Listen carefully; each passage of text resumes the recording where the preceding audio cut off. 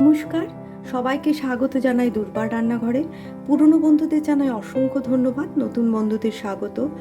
আমি আজকে তৈরি করে ফেললাম চিংড়ি মাছের একটি রেসিপি। আপনারা যদি দেখেন এবং আপনাদের যদি ভালো লাগে তাহলে লাইক, কমেন্ট ও শেয়ার করবেন। নতুন নতুন নোটিফিকেশনের জন্য অতি অবশ্যই সাবস্ক্রাইব করবেন। সবাই ভালো থাকবেন, সুস্থ থাকবেন, ধন্যবাদ। এখানে 300 মতো চিংড়ি মাছ নিয়ে নিয়েছি আমি, ভালোভাবে পরিষ্কার করা আছে। গ্যাস অন করে দিয়ে কড়াইটা বসিয়ে দিলাম, তেল দিয়ে দিলাম, একটু বেশি তেল দিলাম। তেলটা গরম হোক, পরিমাণ মতো হলুদ নিলাম,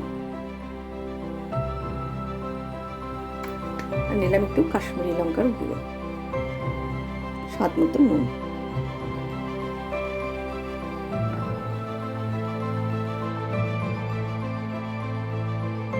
একটু গুলে নিচ্ছি, হাত দিয়ে গুলে নিচ্ছি। কালো জিরে দিলাম, আর দিলাম দুটো কাঁচা লঙ্কা।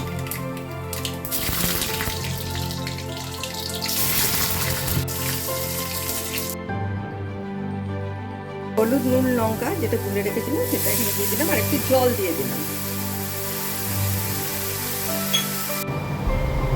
এটা ফুটে উঠেছে, এবার আমি চিংড়ি মাছগুলো দিয়ে দেবো। চিংড়ি মাছ কিন্তু ভাজবো না, 5 মিনিট মতো ফুটবে। মোটামুটি হয়ে এসছে, এবার আমি এর মধ্যে একটু ধনে পাতা দিয়ে দিলাম।